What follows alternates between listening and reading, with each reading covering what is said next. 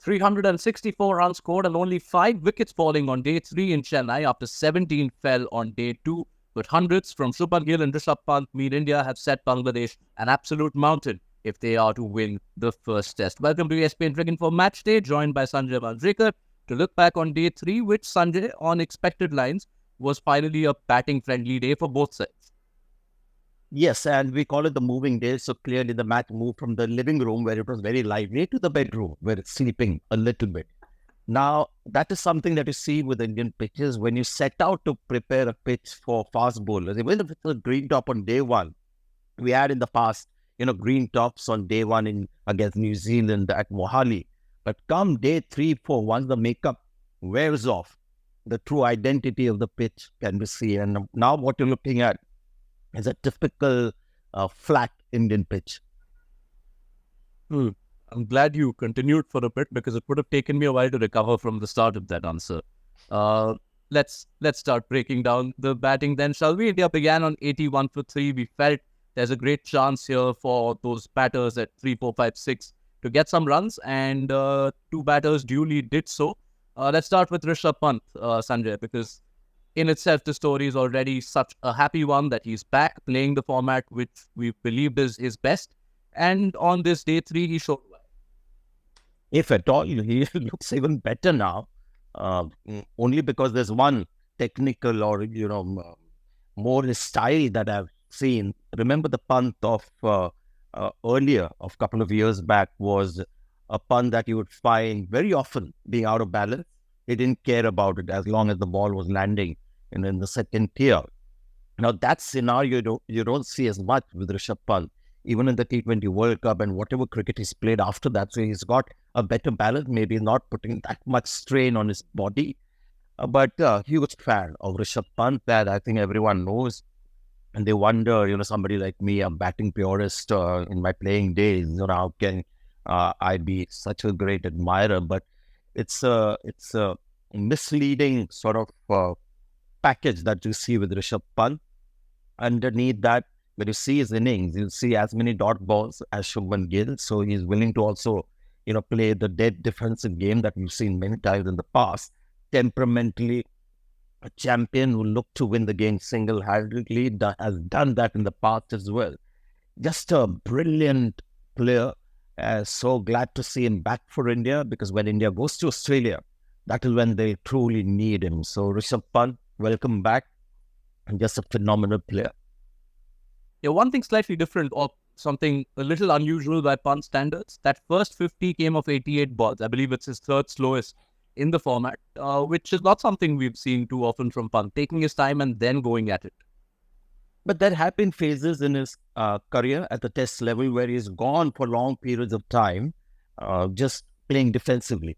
So he's got ability to do that. He's not somebody who will get restless if he's pinned down. And he's got a pretty, decent defensive technique, a bit like Dhoni, whose defensive technique was quite good. People, talk about his leadership and the big hitting power that Dhoni had, but his defense in test match cricket was pretty good. As same with Rishabh Pant as well. So we've seen these phases, but it's about Rishabh Pant just playing as per the situation, sometimes dependent on his mood, but also very careful about choosing the right kind of bowlers. As long as there were spinners bowling to him, he wasn't taking too many chances. And that's what he did, if you remember, against England in the series before last, where he went after the left-arm spin, and every time an off-spinner came in, he would just block those balls. So he's that kind of player who has his own way of getting runs, has his own agenda, a bit like Virender Sehwag, but very different in many ways as well.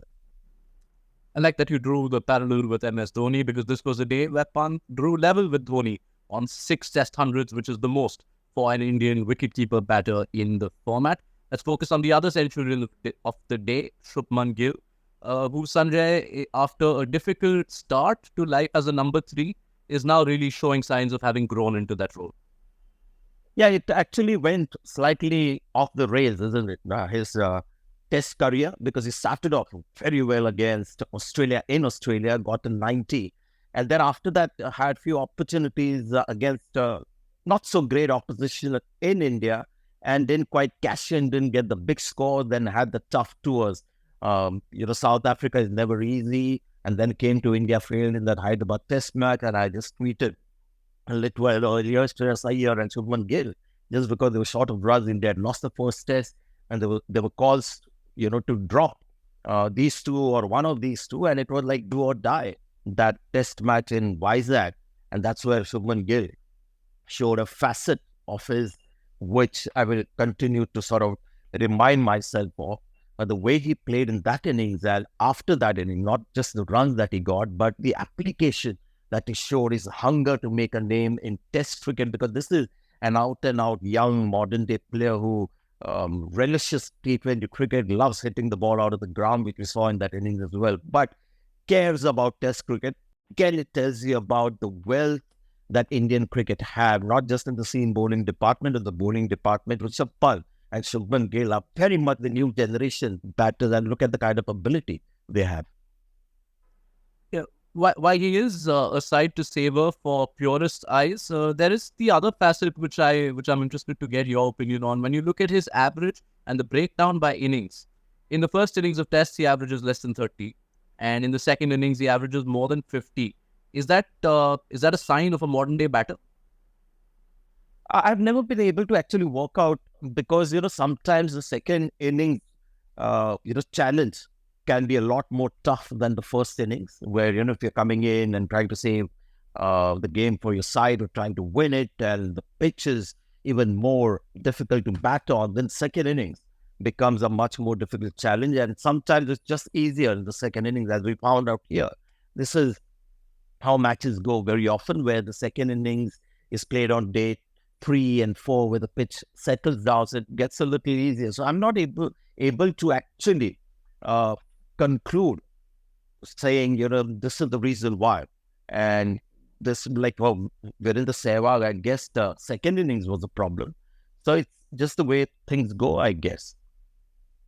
Okay, fair enough. The evidence that conditions got more favorable for batting was evident in the way Bangladesh found it so much easier. I mean, we bowled out for 149, not showing much of a fight in the first innings. They've crossed that total, and they seem to bat with a lot more intent in the second innings. Yes, I think what happens is, once you've sort of got out in a certain way in the first inning, like for example, Shanto, he took Ashwin on very early, plus the fact that he didn't have a heavy dose of Bumrah as much as it was in the first innings on a fresh pitch, so that was always going to be tough. Slightly easier batting conditions, and there was a sense of purpose. He didn't want to just be there blocking balls and just hitting the odd ball from boundary, so he was looking for runs. And, that worked in his favor. He's a good player of spin. That is something that we clearly see. And because the pitch had eased up a little bit, the Indian bowlers weren't as threatening. That allowed him to sort of build his innings. But it is an innings that is crucial for somebody like Shanto, because here is a captain. He's just under 30 test matches, average of 29 before this test match. So I'm sure somebody was feeling the pressure. He had, 300s in 5 innings at a certain stage of his career. And after that, it's been a real downhill run for him, just about 130 runs out of 10 odd innings. So more than, for Bangladesh, whether it will save the game or, change the course of the match, it will certainly change the course of his career, because this is an innings against a quality opposition. The same didn't hold true for one of the senior statesmen of this Bangladesh side, Sanjay, because Mushfiqur Rahim was typically hit a lot of runs against India and in India too. Finishes this test match with 2 low scores, and more than the low scores, the manner of the dismissal. I thought he looked really good in the first innings, and unfortunate in the way he got out. But in the second innings, I got the impression that he wasn't willing to grind in. Now, this is where Test cricket is so tough.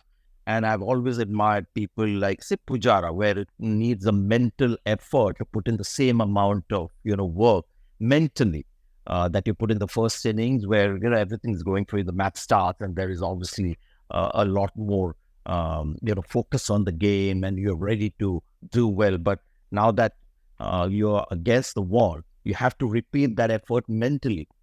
And I thought he wasn't willing to do it, just the body language and the way he started off playing too many shots.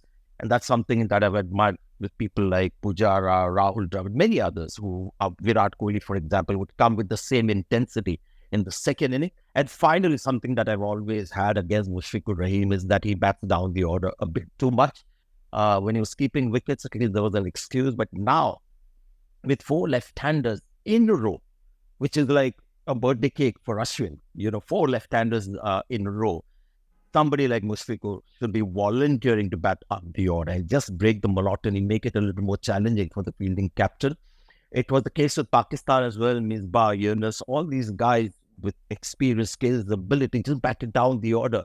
And the more sort of young, not as much ability players were at the top. So I don't buy into that kind of approach. All right. Just to close the lid on this day, and we probably get a better chance to talk about the Indian bowlers at the conclusion of this test. But the Indian fielding is something that has stood out, especially the catching. There were some sharp takes in the first innings, and this second innings so far has already seen a few great catches, including a blinder by Yash Jha. My first tour to the West Indies, when West Indies was a great side under Vivian Richards, the takeaway for me from that trip was obviously the fast bowling and everything else, but how good was the slip catching? It was almost like they had this huge net behind, which I've said many times, and you edged the ball and you didn't even look behind because there was somebody diving or taking that catch. Same with South Africa of the 90s. Now, that is a huge improvement area for India, and that is why you've got to just keep marveling and being, amazed by the growth of Indian cricket. You've got quality seam bowlers, but to back them up, you need quality slip catching as well. And that is something that sometimes with Pakistan, it plagued them where they had quality fast bowlers, but their slip catching wasn't great. Here, it's not the case. And somewhere that also contributes to the quality of seam bowling. It just makes you look better if there was a little edge. Like, for example, Bumrah, getting that wicket with Yashasvi Jaiswal taking that catch. All those things just add up to make the bowling attack also look better. So everything going for India, is there anything that we've left out? Slip catching, and I think at some stage you'll see the numbers as well as to how the catching percentage over the years has improved. Yeah, they had a slightly not so good series against Australia a couple of years back, but if you look at the numbers through this year, the tests against England and the test we've seen so far, it is quite good from India. Quick thought, should we prepare for an early-ish finish on Sunday, or do you see Bangladesh stretching the game? I thought Mushfiqur's wicket was very important because really, when you look at this Bangladesh side, their true threat of batting starts at number 5, 6, 7. Bliton Das, Shakib, and Mehdi Hasan Miraj is a batter in his own right. So it may not be easy. The pitch has gone to sleep, as we know. There's nothing much there, but it's going to be tough for them to survive the whole day. We saw how India can be patient as well. I'm just raving about India, but that's what I'm seeing currently. You saw how Bumrah was patient when the wickets weren't coming. Ashwin as well. So India will continue to wait, play the waiting game if things don't happen. So looks tough for Bangladesh. Yes, 357 runs adrift. Bangladesh, 6 wickets for India. That's where the game stands at the end of day 3. Thank you so much, Sanjay Manjrekar, for your time.